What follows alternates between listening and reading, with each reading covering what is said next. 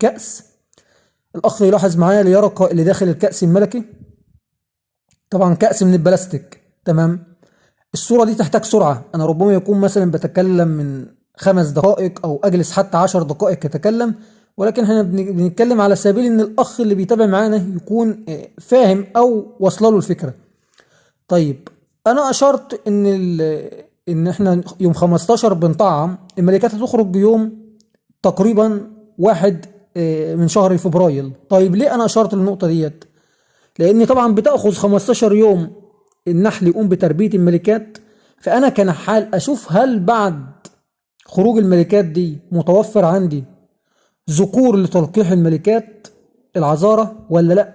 كذلك الشروط اللي هي نقدر نقول متبعة واللي أشرنا ليها في فيديو ربما يكون خاص بالأمور دي كلها.